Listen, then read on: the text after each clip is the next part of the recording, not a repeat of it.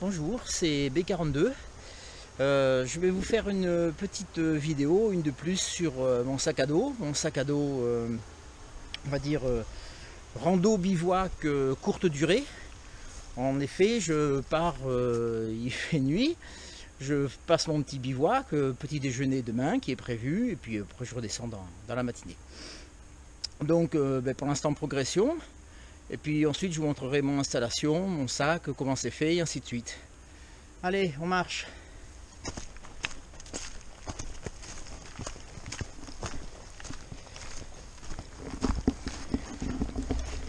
C'est un coin que j'affectionne tout particulièrement. Ça fait pas loin de 30 ans que je viens bivouaquer ici. Surtout quand je passais quelques mois de déplacement, que j'étais en ville. J'avais besoin de me retrouver dans un endroit comme ça pour me ressourcer. Alors la nuit, j'essaye de progresser autant que possible avec une frontale, avec une lumière rouge pour préserver ma vision nocturne. Sauf que avec ce putain de projecteur dans la gueule, dès que je l'éteins, c'est la survie. Voilà. Mais c'est vrai qu'en temps ordinaire, la lumière rouge la nuit, c'est pas mal. C'est beaucoup plus discret. C'est une ampoule qui consomme pas grand chose. Et puis c'est vrai que si on est obligé de la couper, on récupère une vision de meilleure qualité quand même.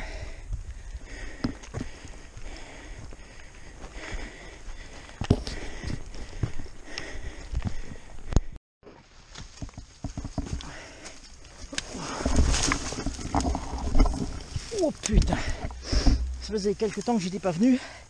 En fait là, l'ennemi a fait un abattis pour pouvoir me piéger. Allez, salauds.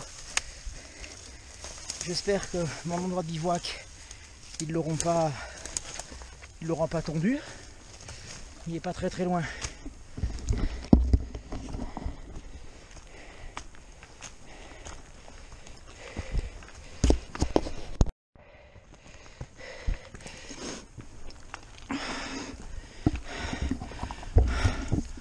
Ouh. Sympathique. Bon, ça doit être par là, je pense.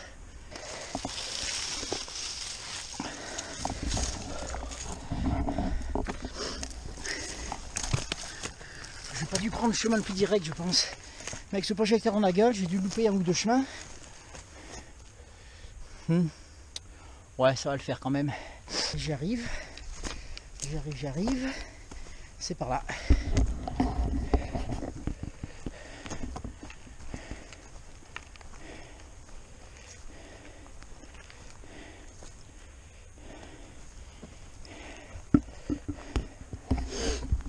Alors, je vais être honnête avec vous, le coin devait être pas mal, parce que moi ça fait 30 ans que je viens là, c'est la première fois que je vois une cabane. Comme je disais, ça faisait un moment que je n'étais pas venu là. Et bien on a fait une cabane à l'endroit.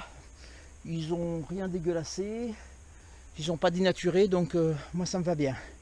Bon, ben maintenant je vous ai expliqué, c'est difficile, hein.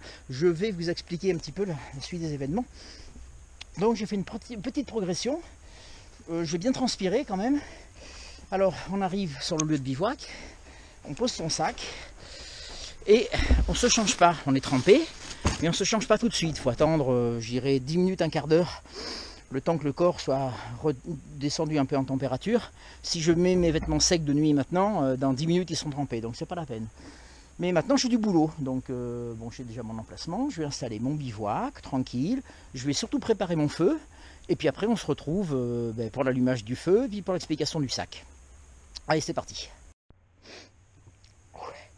Et ben, c'est pas d'avoir ramassé le bois qui m'aura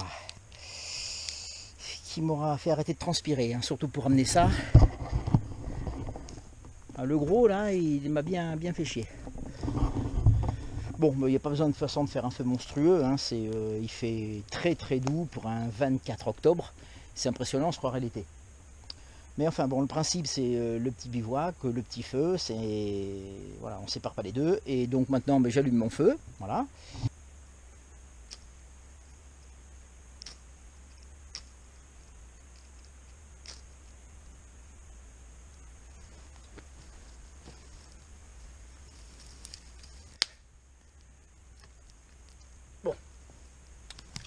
Bon, pour l'instant, il est pas mal pris. Alors maintenant, eh ben, on va monter le bivouac. D'abord, je voudrais vous montrer un truc. Voilà, je remets ma gamelle dedans. Je remets ma scie.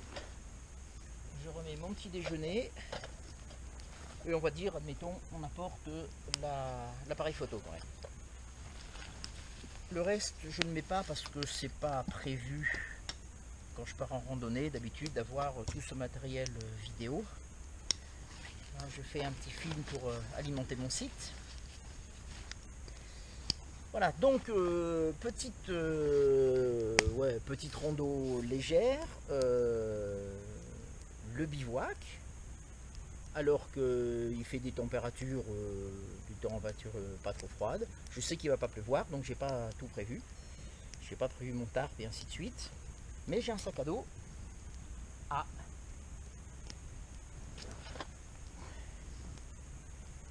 Allez, je fais 7 kg. J'ai un sac à dos à 7 kg. Et pour 7 kg, messieurs, dames, vous avez... Ben, on va déballer. Hein. On va déballer.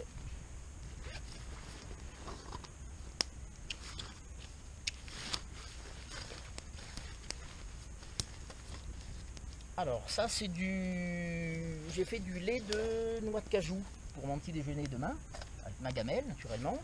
Alors dedans, il y a l'allume-feu, il y a du thé, il y a du café, il y a du sucre. Ça c'est mon petit jus de fruits du matin. Mon appareil photo. Ma petite pince en fonction. Ma trousse de secours. Mon petit déjeuner, du muesli dans un petit tupperware qui après se replie pour ne pas prendre de place. Mon gant pour le feu. Mon sac de couchage. Mon pyjama. Alors ça c'est un sweat Wool Power en laine mérinos. Avec le collant qui va bien. De la même eau. Ma petite scie, alors j'apporte pas de machette, je suis désolé, hein, j'ai pas de machette, j'ai pas de hache, enfin la machette plus la hache, plus le couteau grand comme ça, le couteau grand comme ça et tout. Moi je me contente d'une petite scie au Pinel qui marche très bien. Et sur ma veste, j'ai un petit couteau Ultafort qui est un petit peu comme le Mora Compagnon, avec une petite lame, mais très très acérée, avec un super bassier.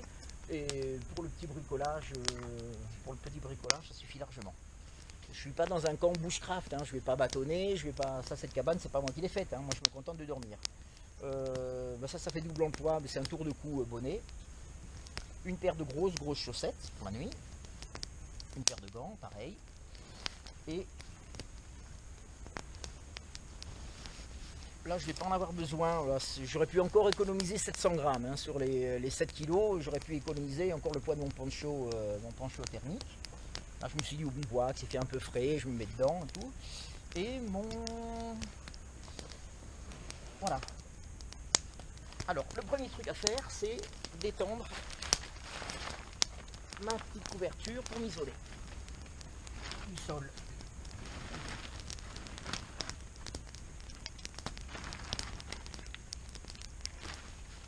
L'argent vers soi. Hein.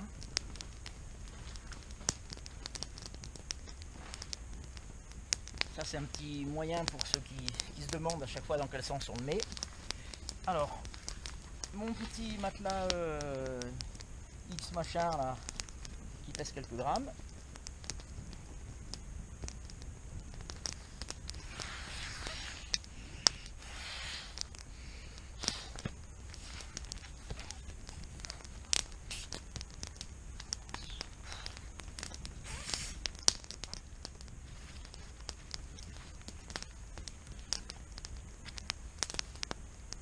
Voilà. Là j'ai un petit Bivisac, c'est un petit sursac très très léger qui me permet, il a plusieurs avantages. D'abord il protège pas mal de l'humidité, du vent si jamais il y en a. Bon, vous avez vu c'est très très léger, c'est pas encombrant du tout. Il a un deuxième avantage, c'est que je mets mon sac, mon matelas à l'intérieur et puis ça m'évite de me casser la gueule pendant la nuit, ça reste comme ça, il reste coincé. Mon sac de couchage par dessus.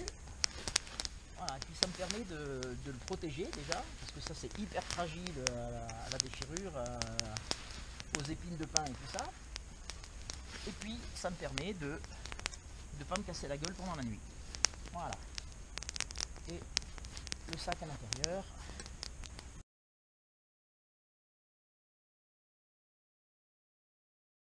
Alors, donc je vous disais, c'est mon poncho thermique. Là je vais pas le mettre parce qu'il y a le feu à côté, et puis là je vais vraiment avoir trop chaud.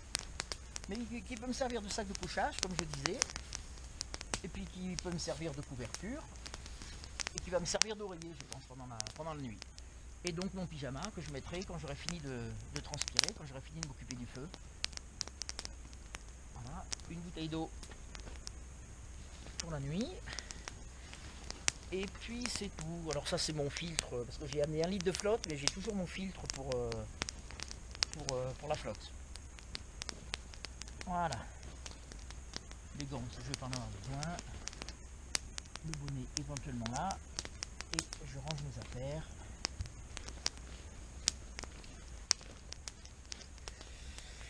Bon, ben voilà, je vais continuer à m'occuper du feu, et puis après je vais faire un gros dodo.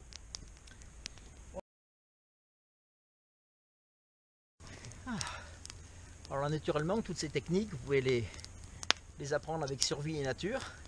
Vous me rejoignez au cours d'un stage, et puis on fait des progressions de nuit, des techniques de progression, des installations du bivouac, monter une cabane comme ça, faire le feu, ensuite faire la popote, et puis plein d'autres choses. C'est sympa, et puis la région vaut vraiment le coup. Les monts de la Madeleine, c'est le Bourbonnais en fait, les monts de la Madeleine autour de Roanne. Là on est à peu près à entre 6 et 500-600 mètres d'altitude. Voilà, mais ça monte jusqu'à 1000 mètres, il y a des petites montagnes et tout, c'est assez sympathique.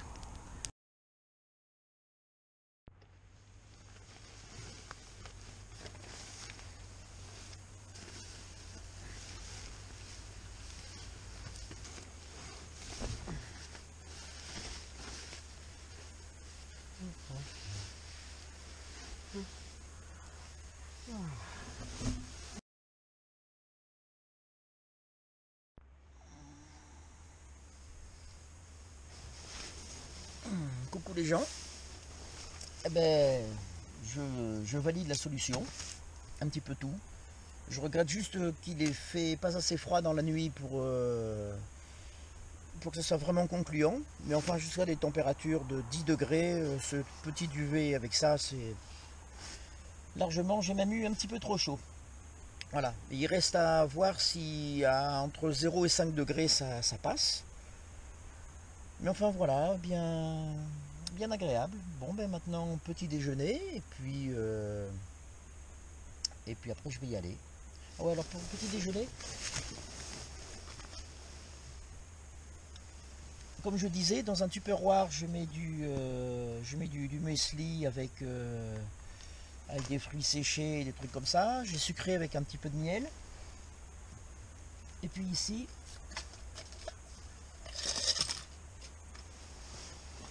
et puis dedans j'ai fait du lait de cajou que je rajoute dans une petite bouteille. Et au dernier moment,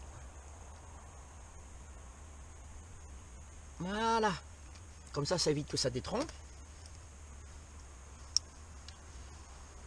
Et puis voilà, bon appétit bien sûr. Un régal. Bon, ben j'ai fini. Ben maintenant je vais finir de plier et puis rentrer à ma maison. Alors si on fait un petit bilan, hier je vous ai dit que mon sac était à 7,2 kg, sachant que je ne me suis pas servi de mon poncho qui pèse 700 et quelques grammes. Mes grosses chaussettes de bivouac, plus une ou deux bricoles, ma scie, enfin bref, 2-3 bricoles dont je ne me suis pas servi, j'aurais pu largement être à 6 kg.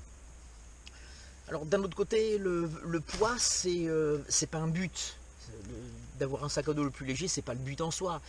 Mais c'est de dire, ben voilà, je vais faire un bivouac, je vais me faire plaisir, je ne veux pas porter 20 kg parce que Ben, je ne veux pas être fatigué, je ne veux pas avoir mal au dos, je ne veux pas avoir mal aux articulations, je veux me préserver, je veux être éventuellement rapide, arriver pas trop crevé. Donc c'est tout l'avantage d'avoir un sac léger. En contrepartie, j'aurais très bien pu prendre plus de trucs pour me faire plaisir. Si on évite de prendre des trucs inutiles pour avoir un sac à dos léger, ben pourquoi pas prendre de la musique, une grosse enceinte, ou quoi que, quand je suis dans la forêt, j'aime bien le calme, mais une machine à café, plutôt que d'avoir des petites dosettes de café soluble, ou celui qui veut amener, il amène sa guitare. Quand on a un sac à dos à 6 kg, on peut très bien prendre une guitare de 2, 3 ou 4 kg. Quand on a un sac à dos à 20-25 kg, ça rajoute tout de suite du poids et c'est moins agréable. Voilà, donc c'est pas un but en soi, mais c'est pratique pour plus pratique après pour se faire plaisir.